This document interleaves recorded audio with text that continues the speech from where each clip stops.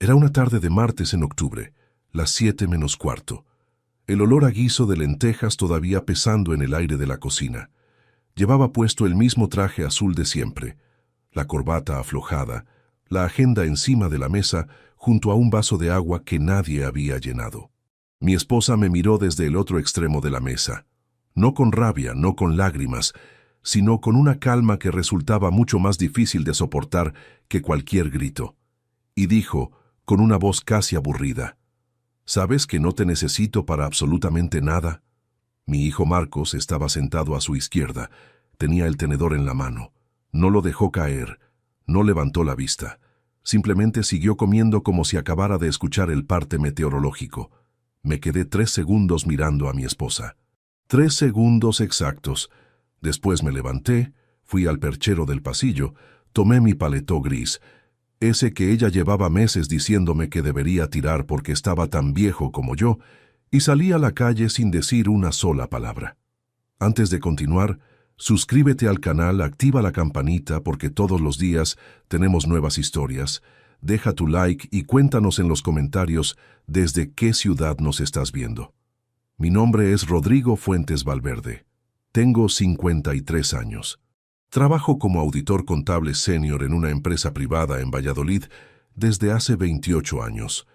He pasado casi 3 décadas revisando los números de otras personas, sus cuentas, sus balances, sus inconsistencias, con una precisión que mis colegas han descrito en distintos momentos como meticulosa, obsesiva y en alguna ocasión francamente incómoda.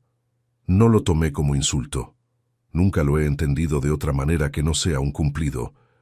Vine de una familia sin recursos. Mi padre trabajó 30 años en una fábrica textil y murió sin haber salido de Castilla más de 4 veces en su vida. Mi madre cosía ropa ajena por las tardes para completar el mes.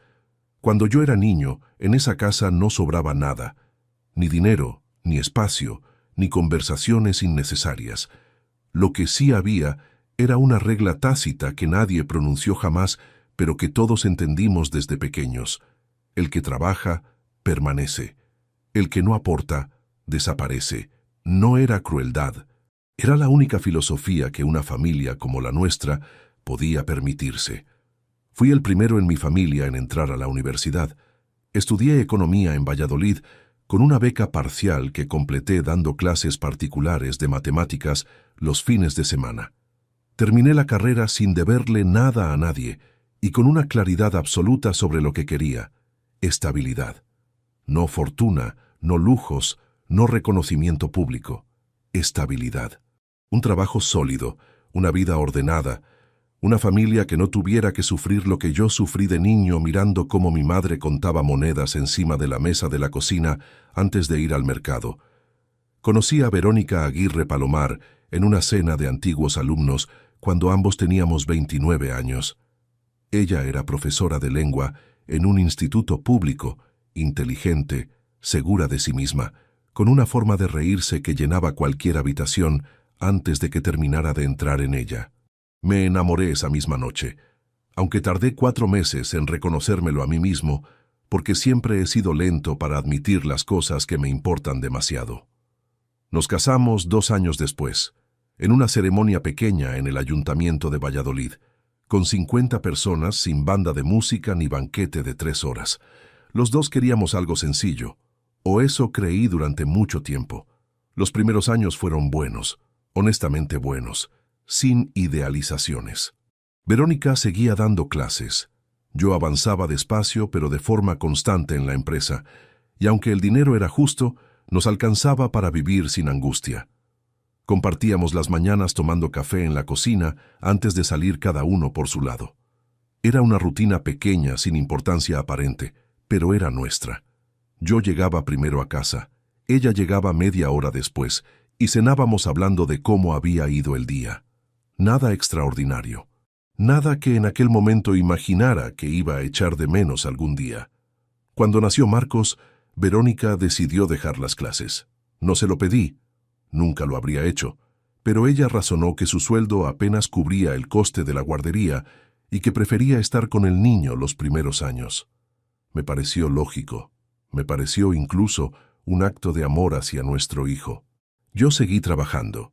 Los ingresos crecieron a medida que ascendía en la empresa y el acuerdo silencioso quedó establecido sin que ninguno de los dos lo nombrara en voz alta. Yo proveía, ella organizaba la casa. Una división de roles tan común que casi resultaba invisible. Tan invisible que ninguno de los dos se detuvo a examinarla durante años. Lo que sí vi, o creí ver, durante mucho tiempo, fue una familia funcionando. Marcos creció en un piso amplio en el centro de Valladolid. Tuvo sus libros, su ropa, sus actividades. Cuando terminó el bachillerato y me dijo que quería estudiar administración de empresas en Madrid, no lo dudé un segundo. Le pagué la matrícula, le alquilé un apartamento en el barrio de Argüelles. Le transferí una mensualidad fija para que no tuviera que preocuparse por nada mientras estudiaba. Tenía 21 años, era mi hijo, y yo me lo había prometido a mí mismo desde niño, que los míos no tendrían que contar monedas sobre ninguna mesa. Eso fue hace 5 años. Hace 14 meses, el café desapareció de la mesa por las mañanas. No hubo ningún momento dramático. Una mañana simplemente no estaba. Y cuando miré a Verónica con la pregunta en los ojos, ella dijo que se le había olvidado, que había tenido prisa, que ya lo haría yo si tanto me importaba. No respondí. Fui a la cafetera, preparé el mío solo y me lo bebí de pie en la cocina antes de salir. A partir de ese día lo preparé yo, cada mañana. Durante 14 meses seguidos, sin decir nada, sin hacer ningún comentario, sin convertirlo en una discusión que ninguno de los dos habría ganado. Podría parecer un detalle ridículo, y durante mucho tiempo lo traté exactamente como tal. Pero hay cosas pequeñas que, vistas desde la distancia correcta, no son pequeñas en absoluto. Son la primera señal de algo que está cambiando debajo de la superficie, lentamente, antes de que nadie lo nombre. Yo llevaba 28 años auditando cuentas ajenas, precisamente porque había aprendido que los errores contables no explotan, se acumulan. Primero en décimas, después en centenas, después en miles. Cuando el número final aparece en pantalla, la gente siempre se sorprende. Los auditores, nunca. Pero dentro de mi propia casa, cometí exactamente el error que más criticaba en las empresas que auditaba. Dejé que las señales se acumularan sin registrarlas. Confié donde debería haber verificado. Asumí que lo que parecía estable lo era, porque necesitaba que lo fuera. Aquella tarde de martes, cuando me levanté de la mesa y tomé el paletó del perchero, no estaba huyendo. Quiero que eso quede absolutamente claro desde el principio. No salí por esa puerta porque no tuviera respuesta. Salí porque en ese momento entendí algo que tarda décadas en entenderse del todo. Hay situaciones que no se resuelven hablando, se resuelven actuando. Y yo, que había pasado casi 30 años actuando en silencio dentro de oficinas y despachos, con carpetas y extractos y cifras que otros preferían no ver, sabía exactamente lo que iba a hacer cuando amaneciera. El paletó gris lo compré hace 11 años en una tienda de ropa de Valladolid que ya no existe. Me costó 120 euros, que en aquel momento era dinero que no sobraba.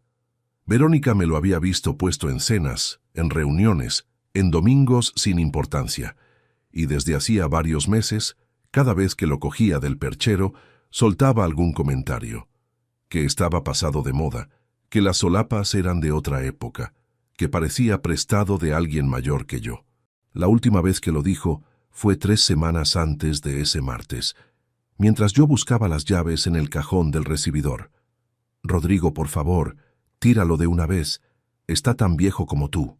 Me lo puse igual. Lo seguí poniendo. Esa noche caminé durante 40 minutos por el centro de Valladolid sin destino concreto.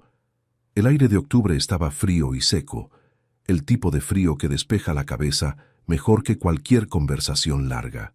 Pasé por delante de la oficina donde trabajo, por delante del banco donde tenemos la cuenta conjunta desde hace 24 años, por delante del bar donde mi padre tomaba café los domingos cuando yo tenía 8 años y que ahora es una tienda de telefonía móvil.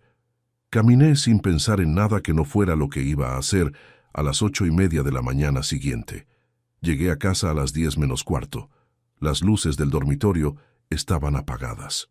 Me acosté en el sofá del salón sin hacer ruido, con el paletó doblado sobre el respaldo, y estuve despierto hasta pasadas las 3 de la madrugada mirando el techo en la oscuridad. No había rabia. Eso es lo que más me sorprendió de mí mismo en aquel momento. No había rabia, no había llanto, no había ese nudo en el pecho que uno espera encontrar cuando algo se rompe después de 24 años. Había algo más parecido a la claridad. La misma claridad fría y precisa que siento cuando abro un balance contable lleno de irregularidades y entiendo, en los primeros 5 minutos de lectura, exactamente dónde está el problema y cuál es el único camino para resolverlo.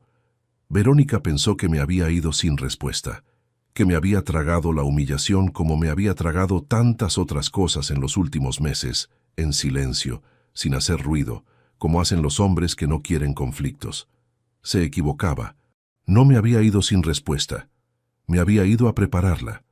Hubo un tiempo en que yo llegaba a casa y el piso olía a café y a algo cocinándose despacio en los fogones, y Verónica estaba en la cocina con el delantal puesto escuchando la radio, y eso, solo eso sin más, era suficiente para que el día dejara de pesar en cuanto cruzaba la puerta. No lo valoré como debería haberlo valorado. Esa es la verdad más incómoda que puedo decir de mí mismo, y prefiero decirla al principio, antes que esconderla al final como si fuera una sorpresa. Para entender lo que pasó aquel martes de octubre, hay que entender primero lo que existió antes. No la versión ordenada que uno cuenta en las cenas de familia, sino la versión real, con sus años buenos y sus años en que uno trabajaba demasiado y llegaba tarde y se dormía antes de que hubiera terminado de disculparse. Esa versión también forma parte de esta historia. Crecí en un piso de 70 metros cuadrados en el barrio de Las Delicias, en Valladolid, con mis padres y mi hermana Isabel, 3 años menor que yo. Mi padre, Emilio Fuentes Carrasco, era tornero de precisión en una fábrica metalúrgica a las afueras de la ciudad. Salía de casa a las 6:15 de la mañana y volvía con las manos sucias a las 6:15 de la tarde, con una puntualidad que parecía mecánica. Mi madre, Consuelo Valverde Ortega, cosía dobladillos y arreglos de ropa para las vecinas del bloque, trabajando en la mesa del comedor después de cenar, bajo una lámpara de brazo articulado que chirriaba cada vez que la movía. Nadie en esa casa hablaba de dinero directamente. Se hablaba de lo que había y de lo que no había, que es una forma diferente y más honesta de decir lo mismo. Estudié bien desde el principio, no por vocación sino por necesidad. Entendí muy pronto que las notas eran la única moneda que yo podía generar sin depender de nadie, y la trabajé con la misma disciplina que mi padre trabajaba el metal. Cuando acabé el bachillerato con calificaciones para elegir carrera, mis padres se sentaron conmigo una noche en la cocina y mi padre dijo, con una seriedad que no admitía interpretaciones, «Lo que estudies que sirva para algo». Elegí economía. Él no supo muy bien qué significaba eso, pero asintió. Era suficiente. La universidad fue 4 años de beca, clases particulares los sábados por la mañana y pocas horas de sueño. No me quejo de eso. Fue exactamente el tipo de esfuerzo que uno hace cuando sabe que no hay red de seguridad debajo.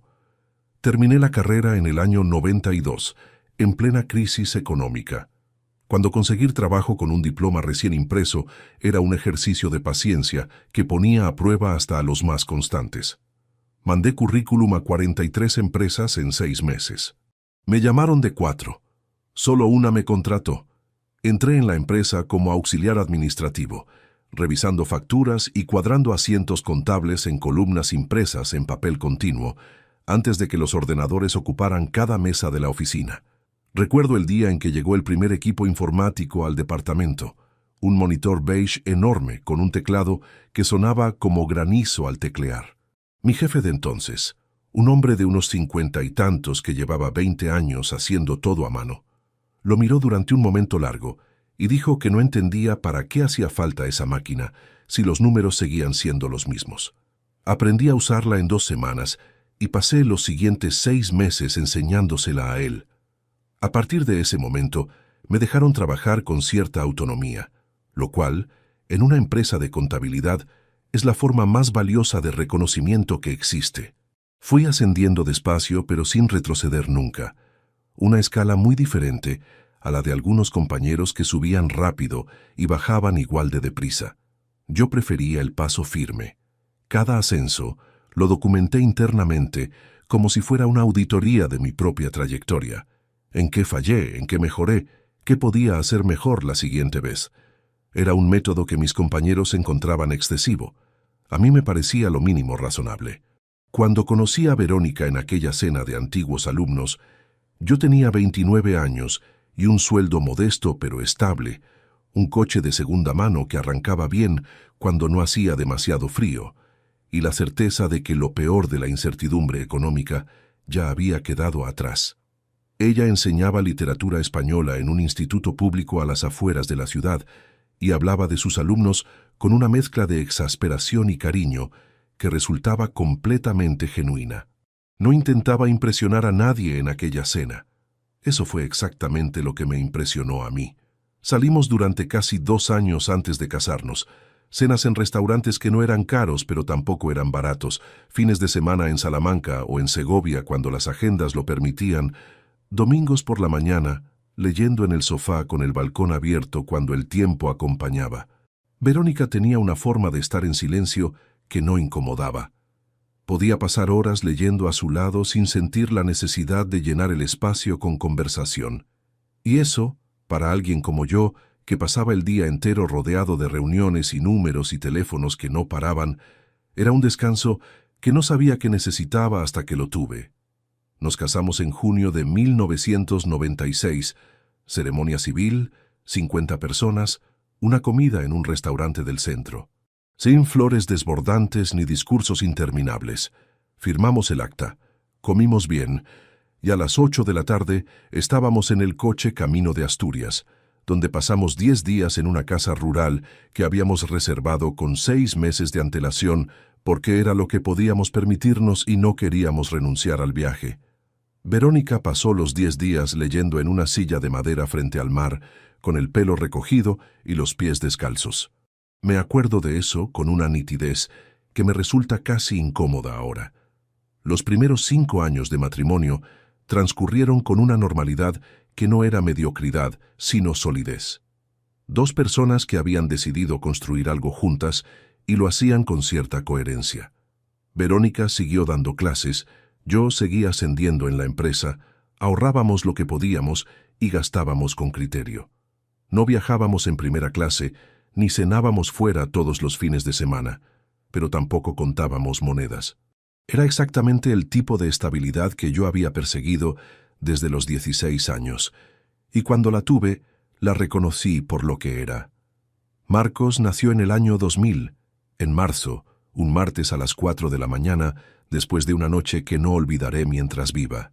Cuando la enfermera me lo puso en brazos en aquel pasillo del hospital, con los ojos cerrados y los puños apretados como si ya estuviera preparándose para algo, sentí algo que no tengo palabras mejores para describir que esto. El peso exacto de lo que significa ser responsable de alguien que todavía no sabe que existes. Me prometí en ese momento, en silencio y sin testigos, que ese niño nunca iba a crecer con la misma sensación de escasez que yo cargué durante años. Que iba a tener todo lo que yo no tuve. Que su punto de partida iba a ser diferente al mío. Cumplí esa promesa, y durante mucho tiempo creí que eso era suficiente. Verónica dejó las clases cuando Marcos cumplió 1 año. La decisión fue suya, razonada, y yo la respaldé sin dudar. Me dijo que el sueldo de maestra apenas cubría los gastos de la guardería, que prefería estar con el niño los primeros años, que más adelante ya vería. Asentí. Asumí la carga económica completa sin percibir en ese momento que estábamos firmando un segundo acuerdo silencioso, mucho más importante que el primero. Sin leer bien todas las cláusulas, ella dejaría la carrera, yo trabajaría más, y ninguno de los dos volvería a hablar de ello con la honestidad que merecía. Los años con Marcos pequeño fueron, a su manera, los mejores que pasé en esa casa. Llegaba a casa los viernes por la tarde, y el niño corría hacia la puerta antes de que yo terminara de sacar la llave. Verónica había cocinado algo. La mesa estaba puesta, y durante esas horas, el apartamento tenía una temperatura emocional que es difícil de describir sin que suene atópico. Era un hogar, no la palabra sino la cosa real, el lugar al que uno quiere volver. Trabajé mucho durante esos años, demasiado, si soy completamente honesto. Hubo cumpleaños de Marcos a los que llegué tarde, porque tenía una auditoría que no podía posponerse. Hubo fines de semana en que me senté al lado de mi hijo en el sofá, y mientras él me contaba algo del colegio, yo seguía pensando en un balance que no me cuadraba. Hubo conversaciones con Verónica que empecé a medias y no terminé, porque el teléfono del trabajo interrumpió en el peor momento posible, y después no volví a retomar el hilo. No lo hice por indiferencia. Lo hice porque creía, con una convicción que con el tiempo resultó ser uno de mis errores más costosos, que la forma de querer bien a una familia era garantizarle que no le faltara nada material, que el resto se entendía solo. No se entendía solo. Marcos cumplió 18 años un sábado de marzo. Organizamos una cena pequeña en casa, con los abuelos y 3 amigos suyos del instituto. Verónica hizo el arroz con leche que a él le gustaba desde niño. Yo le regalé un reloj de pulsera que había visto mirar en un escaparate 3 semanas antes sin decir nada, convencido de que no lo había notado. Lo notó. Y cuando abrió la caja y me miró, fue una de las últimas veces que vi en su cara esa expresión limpia, sin capas, que tienen los hijos cuando todavía no han aprendido a disimular lo que sienten delante del padre. Guardo eso porque es lo último de ese tipo que tengo. Cuando Marcos me dijo que quería estudiar en Madrid, lo gestioné todo en 2 semanas. Visité 3 apartamentos, elegí el que me pareció más seguro y mejor ubicado, firmé el contrato de arrendamiento, deposité 2 meses de fianza y establecí una transferencia mensual fija que cubría el alquiler, los libros, la alimentación y un margen razonable para imprevistos. Marcos se fue en septiembre con maletas y con la seguridad de que no iba a tener que preocuparse por nada que no fuera a estudiar. La mañana que lo llevamos a la estación de tren, Verónica lloró en el andén. Yo le puse la mano en el hombro a Marcos y le dije que llamara cuando llegara. Él asintió. El tren arrancó. Verónica siguió mirando el andén vacío, más tiempo del necesario. El piso quedó muy silencioso esa tarde. Cenamos los 2 solos, con el televisor encendido de fondo para que el silencio no pesara tanto. Verónica habló poco. Yo hablé menos. Y ambos fingimos, con la cortesía habitual de los matrimonios largos, que aquello era solo la adaptación normal al nido vacío y no el primer síntoma de algo que llevaba tiempo esperando la oportunidad de salir a la superficie. Esa noche, antes de apagar la luz, Verónica se giró hacia mí y dijo en voz baja: «Espero que valga la pena todo lo que hemos sacrificado». No entendí bien a qué se refería. No pregunté. Debería haber preguntado. El desprecio no llegó de golpe. Eso es lo primero que hay que entender para que el resto tenga sentido. No hubo una mañana en que Verónica se despertara siendo una persona distinta, ni una fecha concreta en el calendario que separe el antes del después con una línea clara. Lo que hubo fue algo mucho más difícil de nombrar, y precisamente por eso mucho más difícil de combatir. Una erosión. Lenta, constante, casi imperceptible al principio, como esas grietas que aparecen en las paredes de los edificios antiguos y que los ingenieros llaman asentamiento diferencial, el suelo cediendo de forma desigual bajo una estructura que creía sólida. Empezó, si tuviera que señalar un punto de inicio, aproximadamente 18 meses antes de aquel martes de octubre.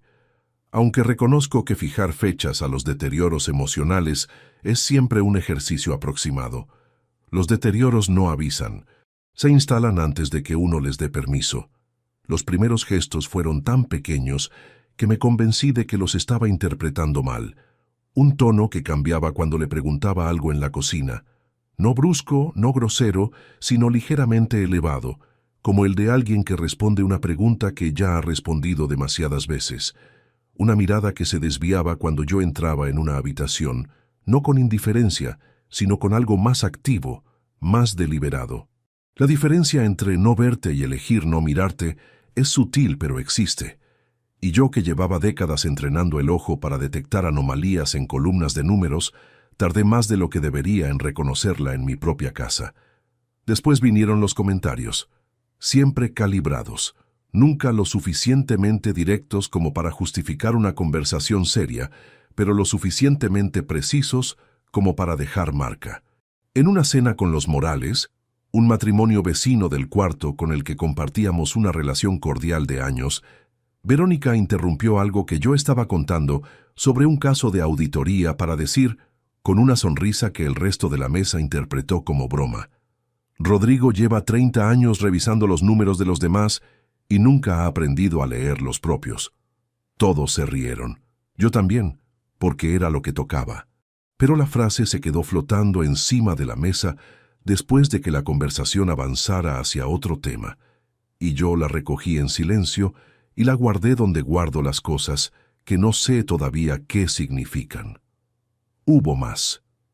En una llamada telefónica que hice desde el salón, mientras Verónica estaba en el dormitorio con la puerta entreabierta, escuché, sin buscarlo, cómo le contaba algo a su hermana, con un tono que no reconocí como el suyo habitual. No alcancé a escuchar las palabras con claridad, solo el ritmo. El ritmo de alguien que se queja de algo que lleva tiempo acumulado.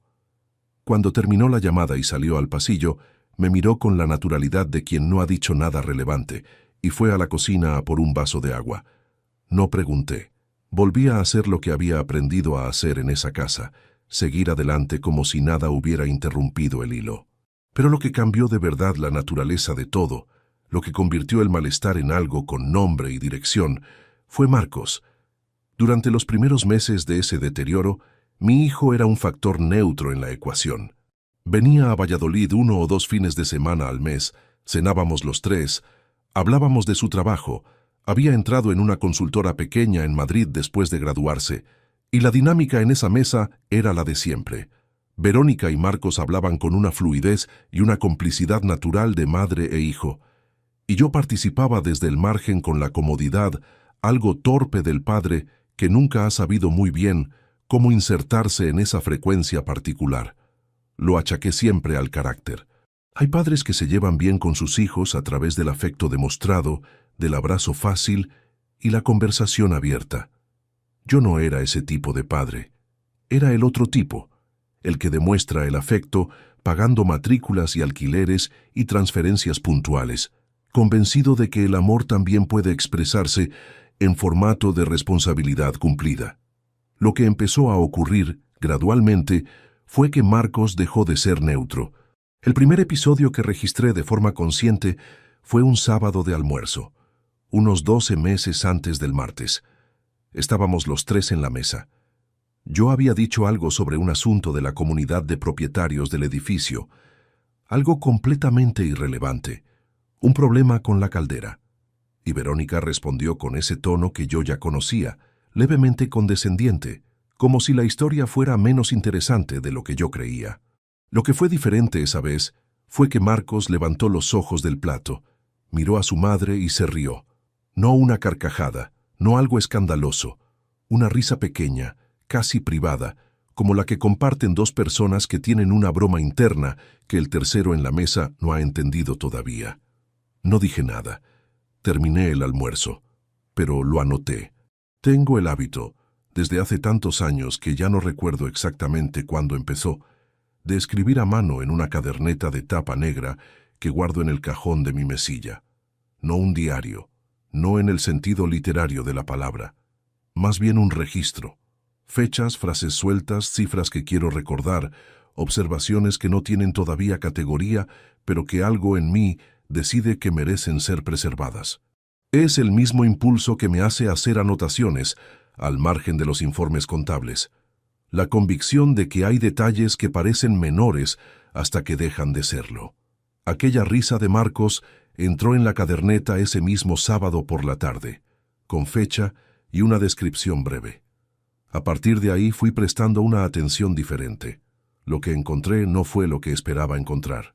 Esperaba, creo, descubrir que me había equivocado, que estaba construyendo un patrón donde solo había ruido aleatorio, que la risa había sido una coincidencia sin más peso del que yo le había dado. Pero no fue eso lo que encontré. Lo que encontré fue que el patrón existía, que tenía consistencia y que había estado desarrollándose frente a mí durante meses con una naturalidad que solo era posible si llevaba suficiente tiempo ensayado. Marcos comenzó a hacer comentarios propios.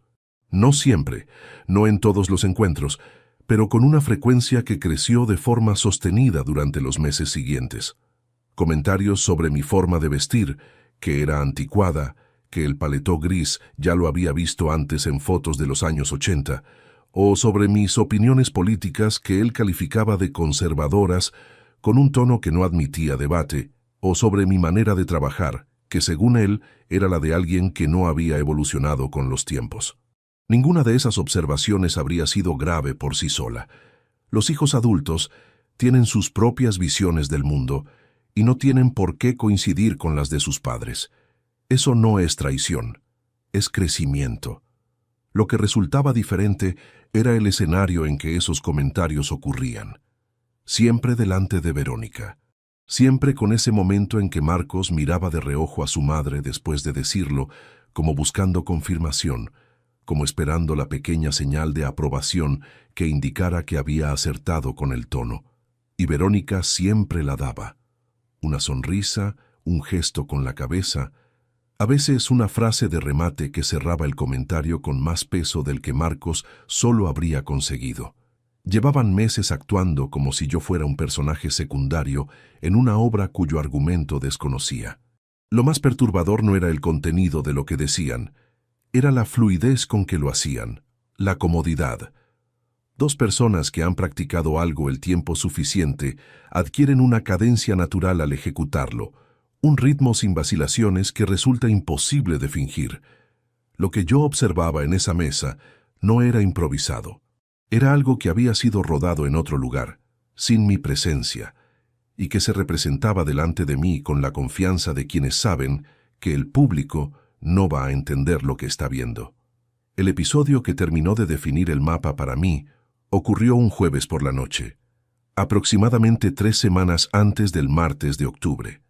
Marcos me llamó al móvil desde Madrid. Era tarde, pasadas las 9, y yo estaba revisando un informe en el estudio. La llamada fue breve. Quería saber si yo podía adelantarle la transferencia mensual unos días porque tenía un gasto imprevisto. Se lo adelanté sin preguntar demasiado, como hacía siempre.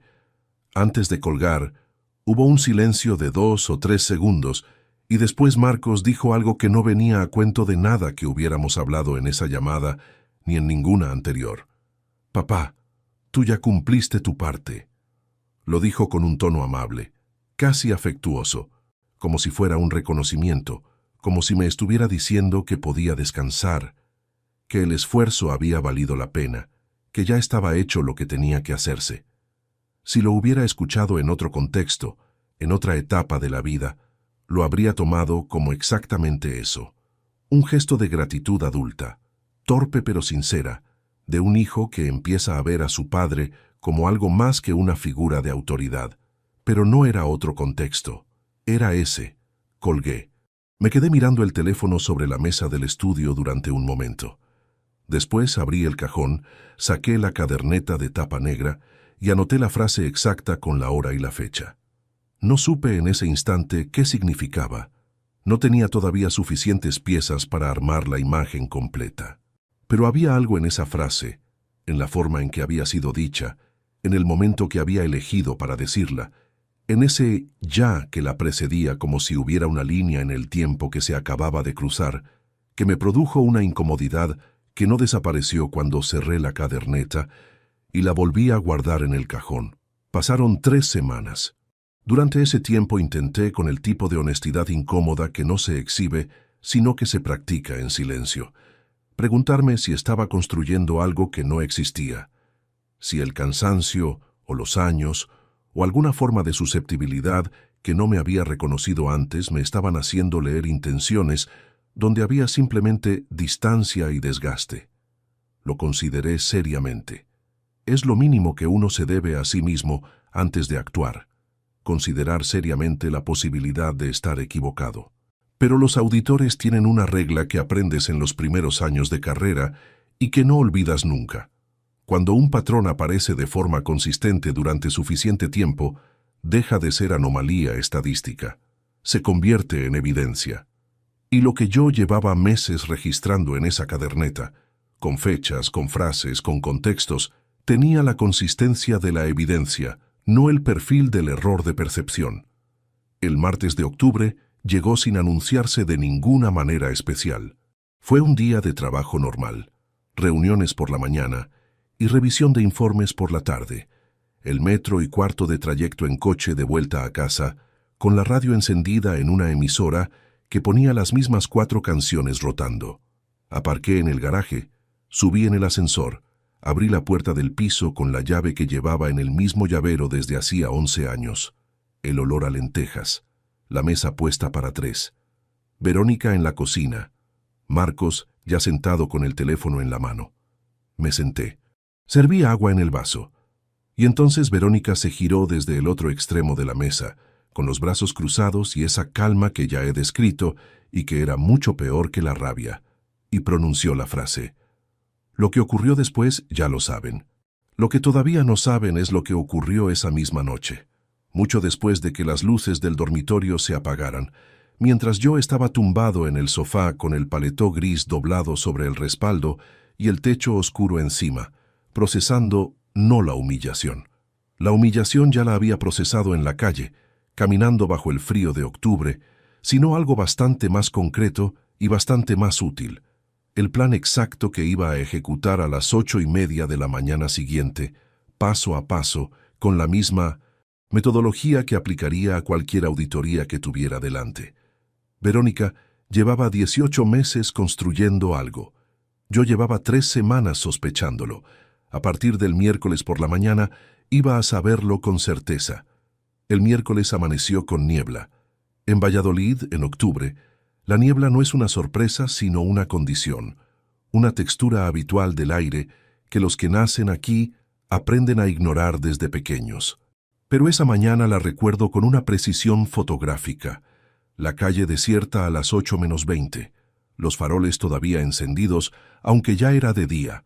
El coche frío porque no había esperado a que se calentara el motor. Salí de casa antes de que Verónica se levantara. No fue un gesto dramático ni una huida, fue una decisión operativa. Lo que tenía que hacer requería tiempo y quería tenerlo resuelto antes de que el día laboral comenzara. La oficina central de mi banco en Valladolid abría a las 8:30. Llegué a las 8:23 y esperé en el coche con el motor apagado mirando la puerta de cristal hasta que vi encenderse las luces del interior y a un empleado girar el cartel de cerrado. Entré el segundo. El chico de la recepción me reconoció. Llevo más de 20 años siendo cliente del mismo banco, en la misma sucursal, y hay una familiaridad discreta que se construye con los años sin que nadie la haya buscado explícitamente. Me saludó por mi nombre. Le devolví el saludo y le pedí hablar con el gestor de cuentas. Me atendió Alfredo Sanz Herrero, un hombre de unos 45 años con el que había tratado varios asuntos de empresa a lo largo del tiempo. Le expliqué, sin entrar en más detalles de los estrictamente necesarios, que quería separar la cuenta conjunta en 2 cuentas individuales, cancelar la tarjeta de crédito compartida con efecto inmediato y suspender todas las transferencias automáticas vinculadas a esa cuenta. Alfredo me miró un momento con la expresión contenida de alguien que entiende que está ante una situación personal sin saber exactamente cuánto preguntar. No preguntó nada. Sacó los formularios correspondientes y empezamos a trabajar. El proceso completo llevó 42 minutos. Firmé lo que había que firmar, verifiqué que cada operación quedara registrada correctamente y antes de levantarme de la silla, le pedí a Alfredo que me imprimiera los extractos de los últimos 36 meses de la cuenta conjunta. Me miró con una ligera sorpresa que disimuló bien. Los extractos de 36 meses representaban un volumen considerable de páginas. Le dije que los necesitaba para un asunto de declaración anual que prefería revisar con tiempo. Era mentira, pero era el tipo de mentira que encaja sin roces en el entorno de un banco. donde nadie cuestiona que alguien quiera revisar sus propios números. Salí a las 9:16 con una carpeta de papel bajo el brazo y llegué a la oficina con 4 minutos de margen antes de mi primera reunión del día. Trabajé hasta las 2 con la carpeta dentro del maletín, sin abrirla. No era el momento ni el lugar. Las auditorías requieren concentración y privacidad, y yo tenía suficiente disciplina profesional como para no mezclar los tiempos. Hice lo que tenía que hacer durante la mañana con la misma atención de siempre, y solo cuando el último compañero salió al almuerzo y la oficina quedó en silencio, abrí el maletín, saqué la carpeta y la coloqué sobre la mesa. Me serví un vaso de agua del dispensador del pasillo, volví a mi silla y empecé a leer. Tengo que explicar algo antes de continuar, porque de lo contrario lo que voy a contar no tiene sentido. Durante 24 años, yo nunca revisé las cuentas domésticas con criterio profesional. No porque no supiera cómo hacerlo, era literalmente mi trabajo, sino porque había establecido desde el principio del matrimonio una separación entre lo laboral y lo personal que en su momento me pareció razonable y con el tiempo se convirtió en un punto ciego. Verónica gestionaba los gastos de la casa. Yo transfería el dinero que acordábamos a principios de cada mes y asumía que todo funcionaba correctamente, porque nunca hubo ninguna señal visible de que no fuera así. Era la misma confianza que un médico puede tener en su propio cuerpo. La formación no elimina la proximidad, y la proximidad elimina la objetividad. Lo que empecé a ver en aquellas páginas no fue inmediatamente evidente. Hay que entender cómo funciona el fraude financiero para entender por qué no lo vi antes. Los fraudes que duran son los que se diseñan para no ser vistos, no los que desafían el control, sino los que se mimetizan con el ruido habitual de los datos, los que usan cantidades pequeñas, fechas irregulares, frecuencias variables, los que vistos de uno en uno parecen gastos cotidianos sin ninguna particularidad, los que solo revelan su naturaleza cuando alguien los alinea todos en una secuencia y aplica la mirada correcta. Yo tenía la mirada correcta. Lo que había faltado hasta ese momento era la necesidad de usarla. Las primeras 12 páginas mostraban exactamente lo que cabía esperar. Recibos del gas, del seguro, de la comunidad, de la tarjeta de crédito, transferencias al móvil, algún cargo de plataformas de streaming. Todo reconocible, todo en línea con lo que sabía de los gastos del hogar. Pasé esas páginas con rapidez, marcando con un lápiz los conceptos que reconocía, creando la referencia de lo ordinario para poder identificar por contraste lo que no lo era. Apareció por primera vez en el mes 14 de los extractos, en una transferencia de 640 euros con la referencia gastos varios. No era una cantidad que saltara a la vista por sí sola. 640 euros es el tipo de cargo que uno atribuye sin dificultad a una reparación doméstica, a una compra de electrodoméstico menor, a cualquier imprevisto de los que ocurren en una casa con cierta regularidad. Lo anoté, seguí avanzando. 3 páginas después, otra transferencia. 580 euros. Misma referencia. Gastos varios. Cuenta de destino distinta a los proveedores habituales del hogar. La anoté también. Encontré la tercera antes de terminar el almuerzo. 490 euros. Misma cuenta de destino que la segunda transferencia. Me levanté, fui a por otro vaso de agua y volví con la sensación específica que he sentido en otras ocasiones durante auditorías largas. La sensación de estar al borde de algo que todavía no tiene forma completa, pero que la va a tener muy pronto, en cuanto los datos terminen de alinearse. Es una mezcla de concentración y de algo que no es exactamente miedo, sino su pariente más frío. La certeza de que lo que estás a punto de ver no te va a gustar. Reorganicé las páginas cronológicamente y me centré exclusivamente en las transferencias hacia esa cuenta. Las fui extrayendo una a una, ordenándolas por fecha, anotando el importe de cada una en la caderneta de tapa negra que ese día había llevado al trabajo por primera vez. El patrón fue emergiendo número a número. 94 transferencias en 27 meses, ninguna superior a 800 euros, ninguna inferior a 290, espaciadas de forma irregular, a veces 2 en el mismo mes, a veces ninguna durante 6 semanas, con una variación de fechas que impedía que el cerebro estableciera una cadencia reconocible. Diseñadas, en definitiva, para mantenerse por debajo del umbral de atención de alguien que revisara los extractos con la mirada ordinaria de quien solo busca confirmar que los números cuadran al final de mes. Sume el total 3 veces porque la primera vez pensé que me había equivocado. 38.400 euros. Me quedé mirando esa cifra escrita en la caderneta durante un tiempo que no sé cuantificar con precisión. No fue 1 minuto, ni fueron 10. Fue el tiempo que tarda el cerebro en aceptar un dato que contradice una creencia que lleva años instalada. La creencia de que la persona con quien has dormido durante 24 años, con quien has compartido una mesa y un hijo y una hipoteca, y los cumpleaños y los veranos y las noches de fiebre cuando Marcos era pequeño, no te está robando. No hubo derrumbe, no hubo llanto, no hubo ninguna de las reacciones que probablemente cabría esperar de alguien que acaba de descubrir algo así. Lo que hubo fue una concentración que se agudizó hasta resultar casi dolorosa, como cuando se giran los ojos hacia una fuente de luz intensa y los músculos alrededor se tensan solos. Cuanto más absurdo es el dato, más precisión requiere la verificación. Esa es la primera regla de cualquier auditoría. Tardé 20 minutos en confirmar que la cuenta de destino pertenecía al mismo banco. No podía acceder a los datos del titular desde mis extractos, eso requería otros medios, pero la codificación del número de cuenta indicaba la entidad con claridad. Tenía el número, tenía las fechas, tenía los importes. Para el siguiente paso necesitaba o un requerimiento judicial o alguien dentro del banco dispuesto a confirmar lo que yo ya sospechaba. A las 4:43 de la tarde sonó mi teléfono por primera vez. Era Verónica. Lo dejé sonar. 4 minutos después, segunda llamada. La dejé sonar también. A las 4:47 sonó la tercera.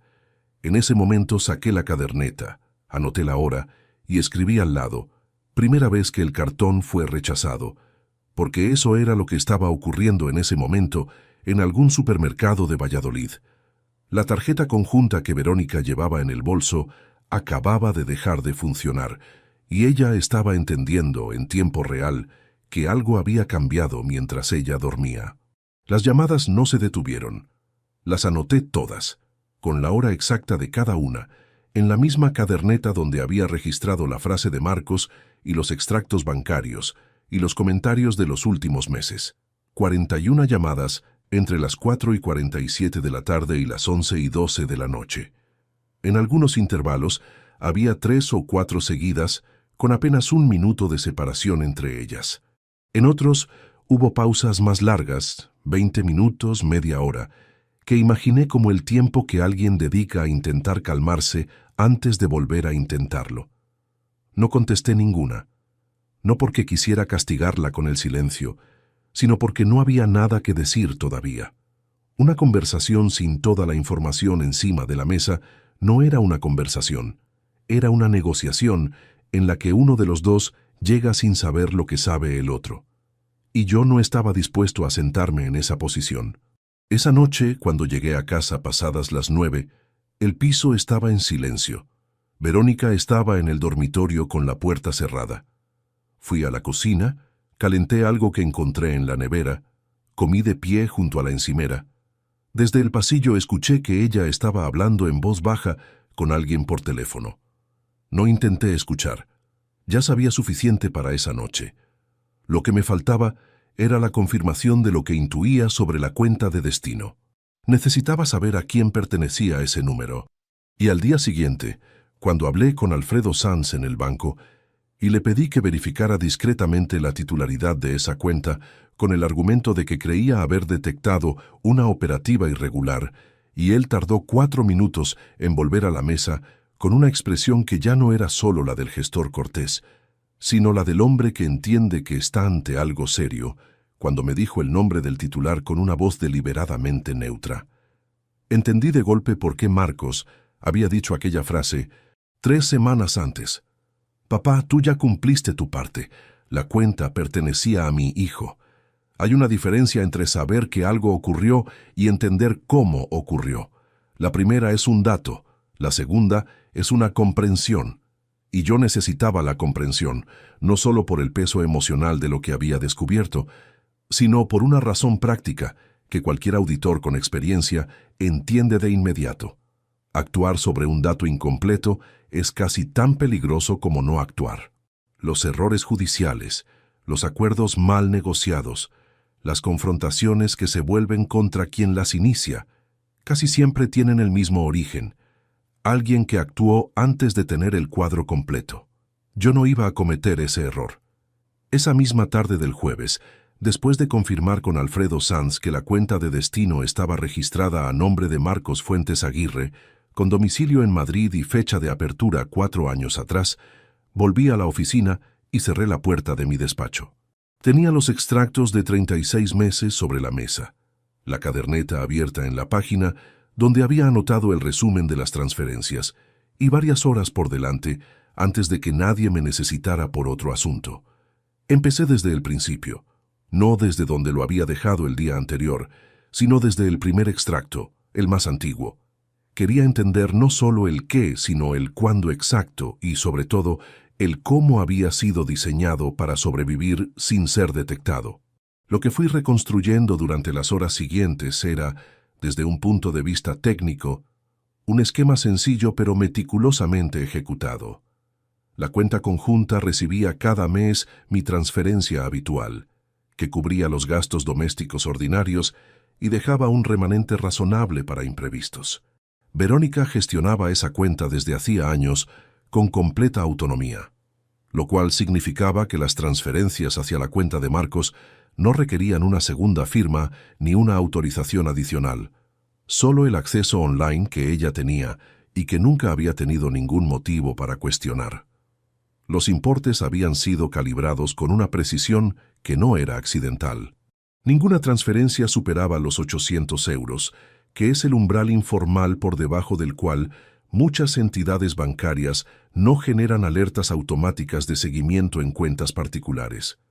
Ninguna era inferior a 290, lo que mantenía cada operación dentro de un rango que, aisladamente, podría atribuirse a cualquier gasto doméstico de cierta magnitud.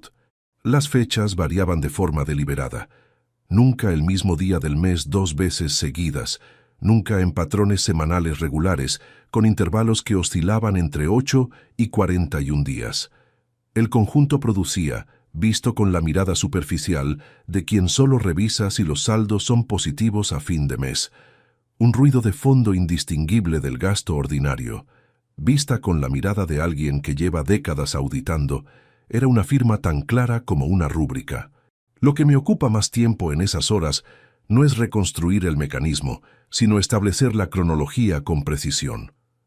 Necesito saber cuándo empezó exactamente, porque la fecha de inicio me dice algo que el importe total no puede decirme. ¿Cuándo fue tomada la decisión? Y la decisión en este tipo de esquemas es siempre el dato más revelador. Los importes hablan de cuánto. Las fechas hablan de por qué. La primera transferencia irregular aparece en los extractos con fecha de un viernes de enero, 27 meses atrás. 290 euros. Referencia: gastos varios. Una cantidad tan discreta que en otro momento, con otra mirada, habría pasado sin registro.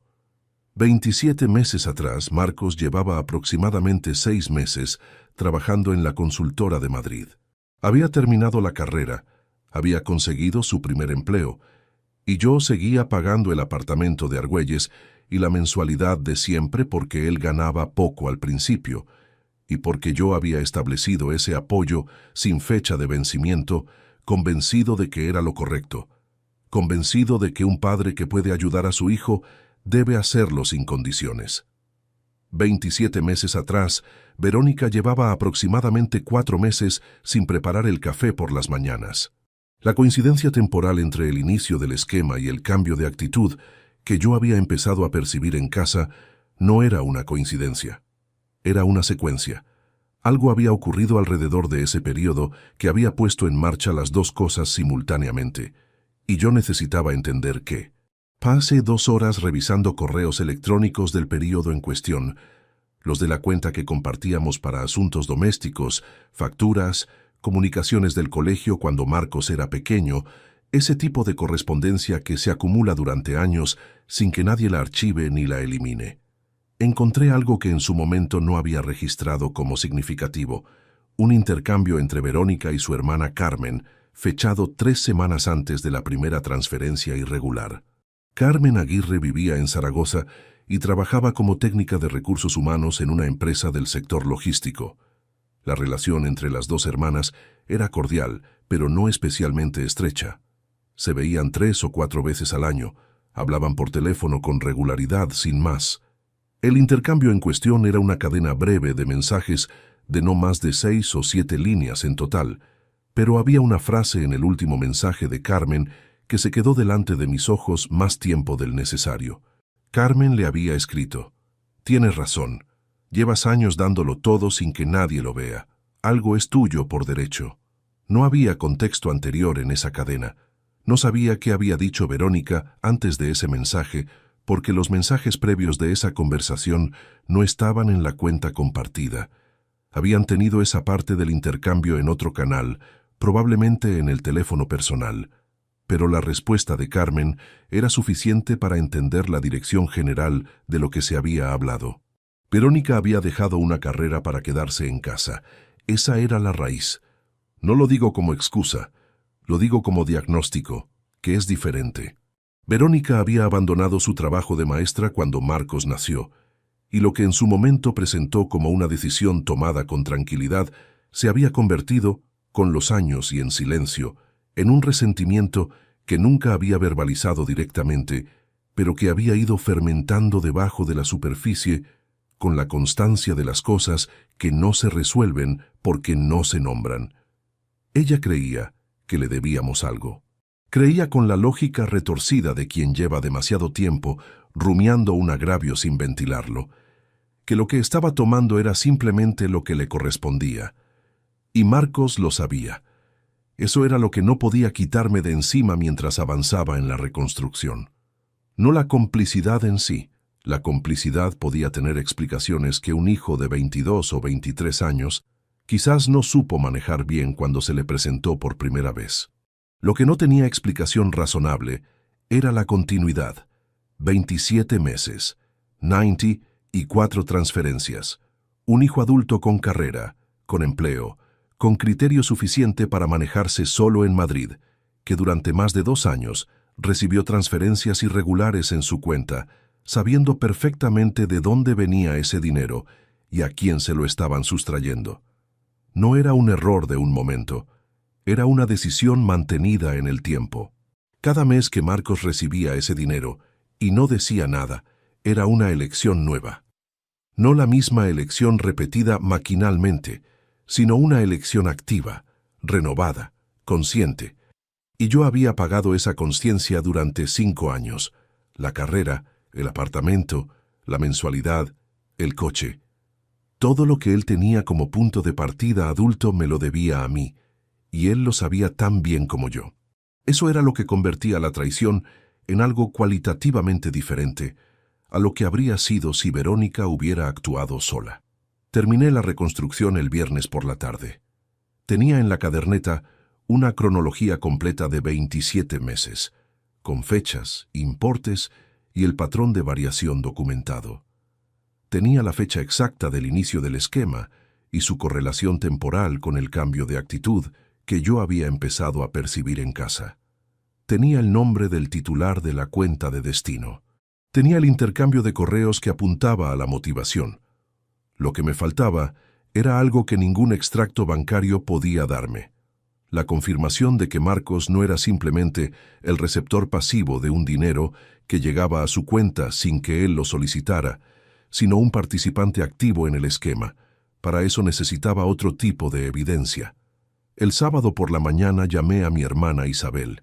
Isabel Fuentes Valverde tiene 58 años y trabaja como técnica de archivo en la Diputación Provincial de Valladolid. Es 3 años menor que yo. Tiene una memoria extraordinaria para los detalles que a los demás se nos escapan, Y es la única persona en mi vida a quien le he contado cosas que no le habría contado a nadie más. No porque sea mi hermana, sino porque es exactamente el tipo de persona que escucha antes de opinar y que cuando opina lo hace sin suavizar lo que piensa por delicadeza innecesaria.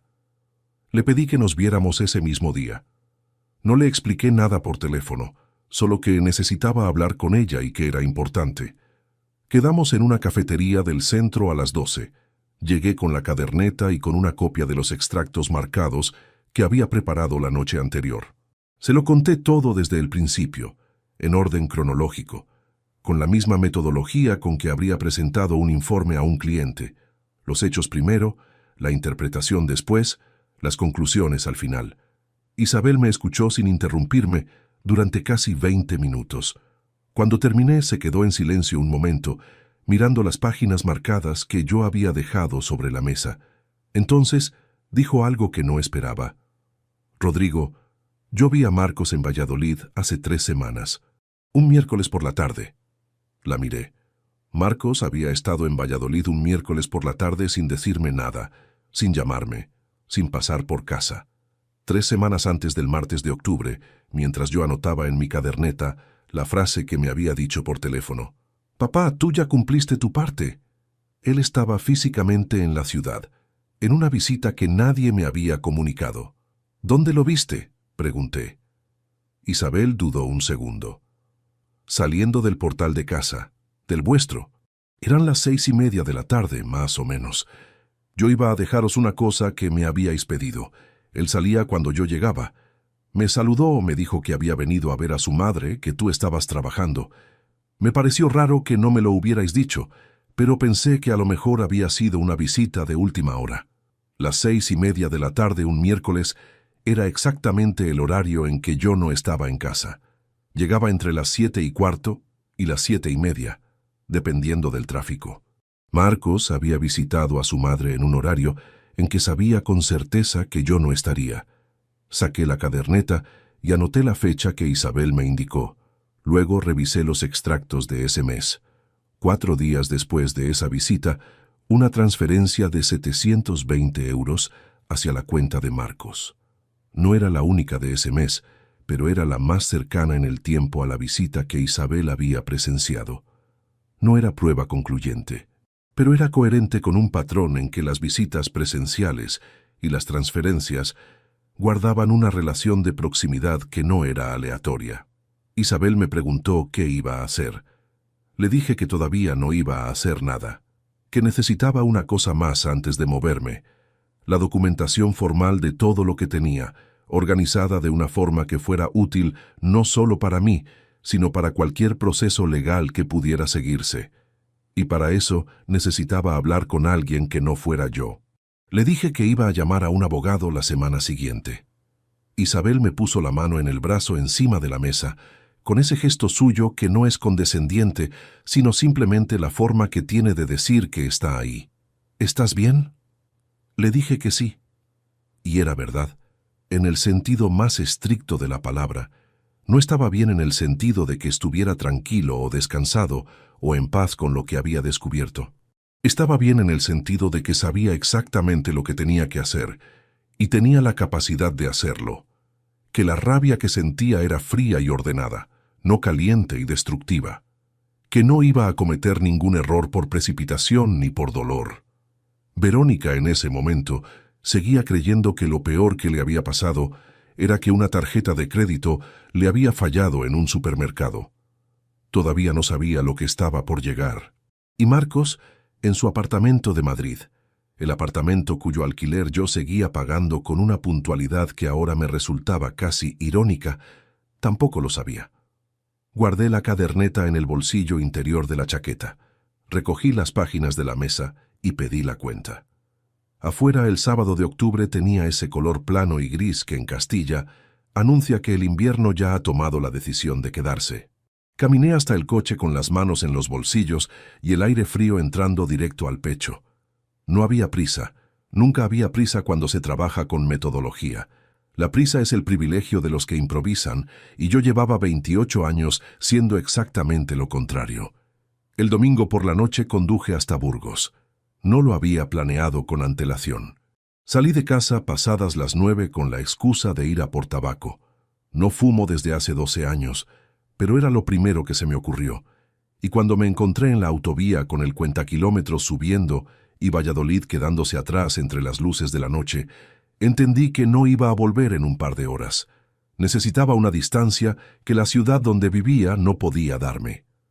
Burgos estaba a 120 kilómetros, suficientemente lejos para no cruzarme con ningún conocido en el desayuno.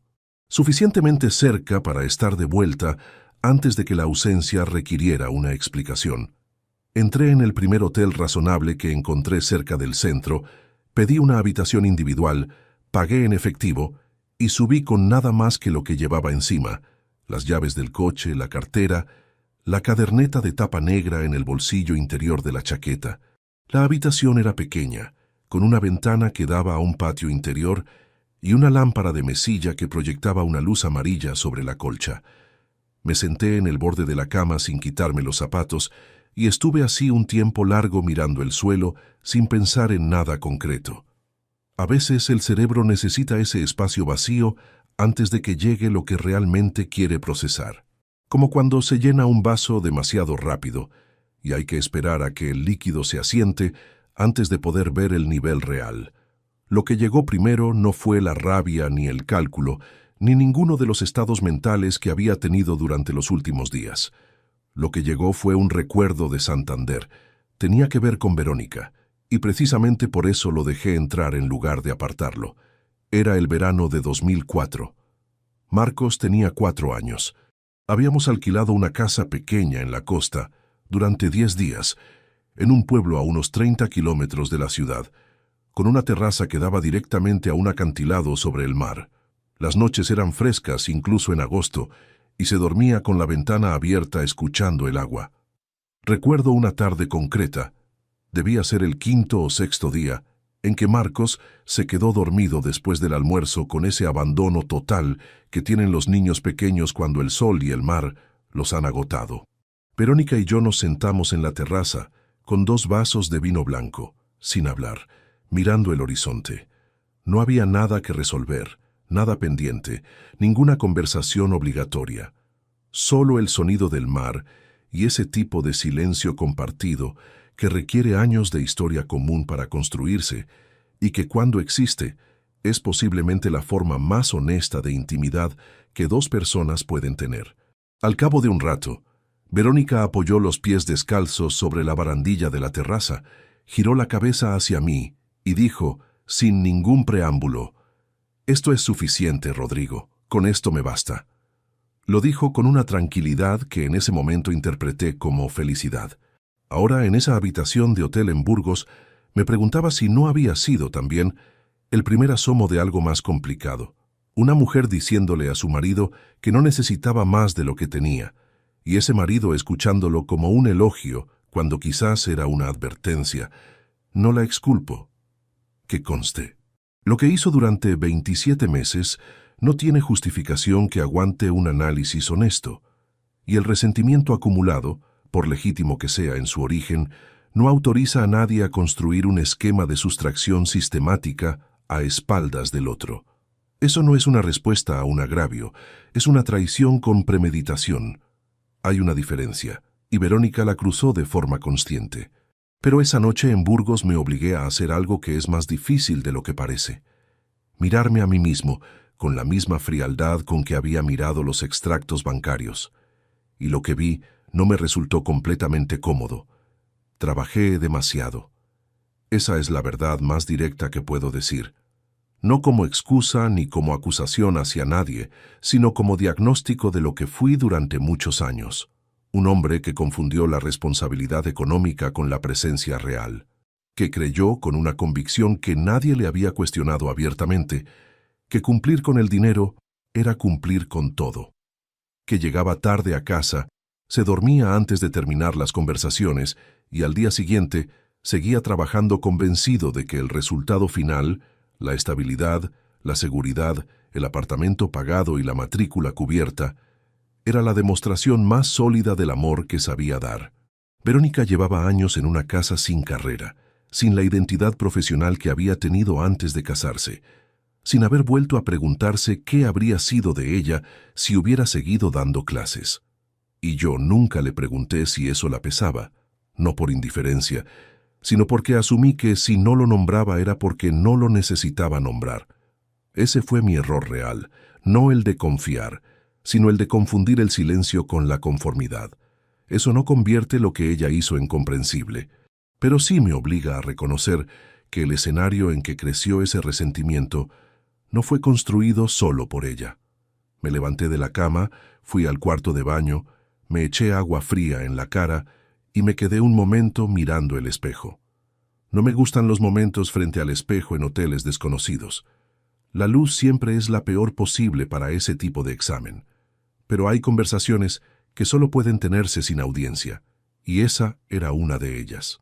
Lo que vi fue un hombre de 53 años que iba a ganar lo que tenía que ganar, pero que iba a pagar un precio que ningún extracto bancario podía cuantificar.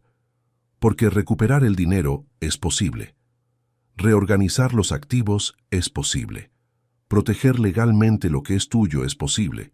Lo que no es posible, y esa noche lo entendí con una claridad que dolía como solo duelen las cosas verdaderas, es recuperar el tiempo. Los veranos de Santander. Los domingos en que Marcos era pequeño, y yo estaba pensando en un balance que no cuadraba. Las conversaciones que Verónica dejó de iniciar porque había aprendido que no iba a encontrarme del otro lado. Eso no vuelve.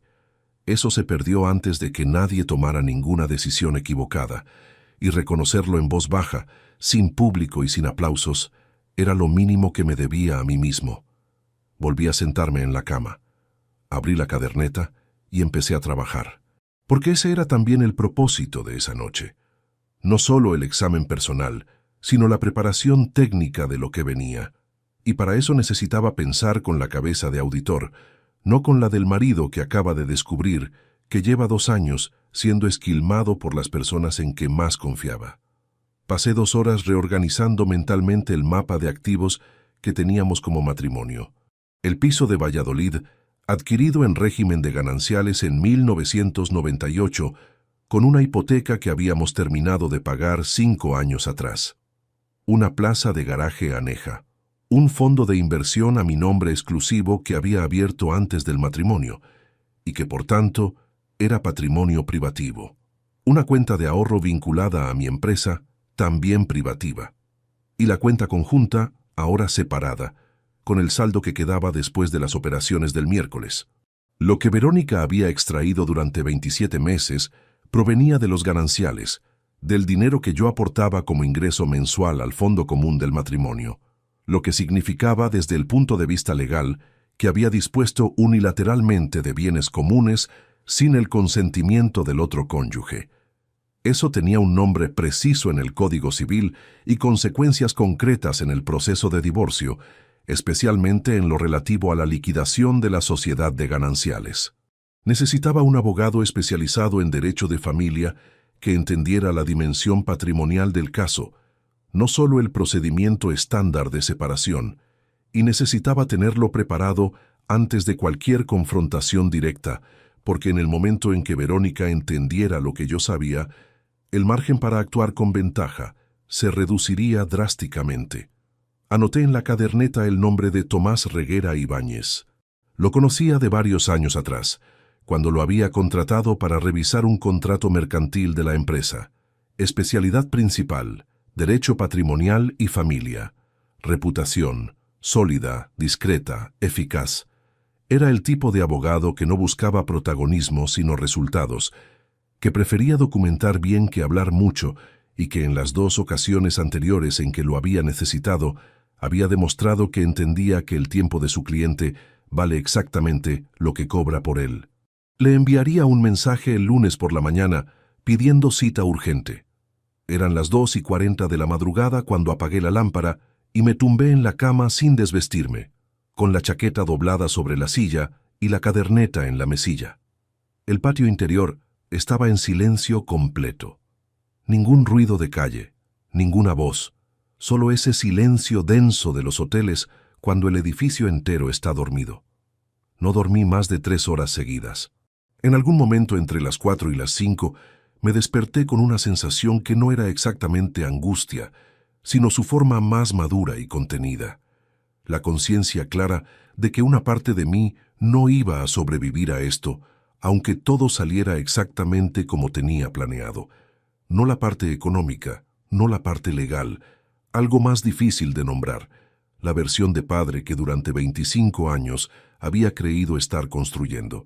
El hombre que pagó matrículas y alquileres convencido de que eso era amor puesto en práctica. Esa versión de mí mismo iba a quedar obsoleta después de esta historia, y reemplazarla por algo mejor iba a requerir un tipo de trabajo que ninguna auditoría podía enseñarte. Me levanté, me asomé a la ventana del patio. El cielo encima de los tejados estaba pasando del negro al azul oscuro de las 6 de la mañana. Burgos en silencio, con el frío de octubre metiéndose por los marcos de las ventanas. Llamé a Isabel desde el móvil, sabiendo que no iba a contestar a esa hora, pero necesitando dejar registro de que estaba bien, que no había pasado nada, que volvería a Valladolid antes del mediodía. Le dejé un mensaje de voz de 30 segundos.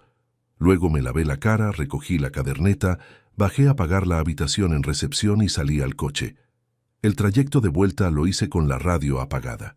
120 kilómetros en silencio, con el amanecer abriéndose lentamente sobre la meseta, esa luz horizontal de primera hora que aplana el paisaje y lo vuelve de una claridad casi irreal.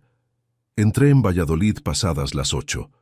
Aparqué en el garaje del edificio con el mismo cuidado de siempre. Subí en el ascensor, abrí la puerta del piso. Verónica estaba en la cocina con una taza de café entre las manos. Me miró cuando entré. No dijo nada durante un momento que se extendió más de lo cómodo.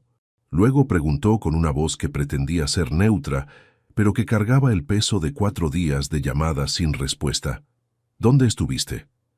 Le dije que había necesitado despejarme, que había conducido un rato y me había quedado dormido en el coche en algún área de servicio, que estaba bien, que hablaríamos cuando yo estuviera listo.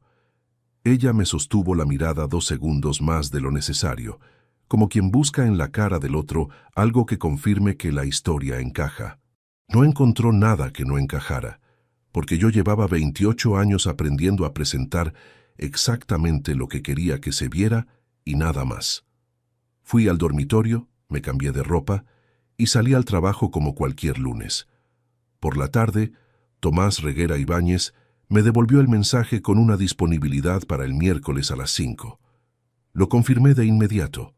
La puerta estaba cerrada, no con rabia, no con precipitación, con la calma precisa de quien sabe que lo que viene a continuación ya no tiene marcha atrás, y que eso, después de todo, es exactamente lo que necesitaba.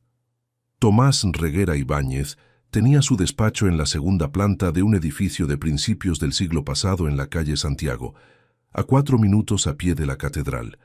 La fachada no tenía ningún letrero llamativo, solo una placa de bronce discretamente oxidada junto al portal con su nombre y su especialidad grabados en letras pequeñas.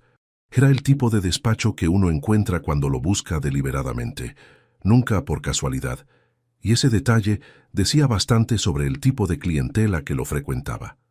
Llegué el miércoles a las 5 menos 3 minutos. La secretaria me hizo pasar de inmediato.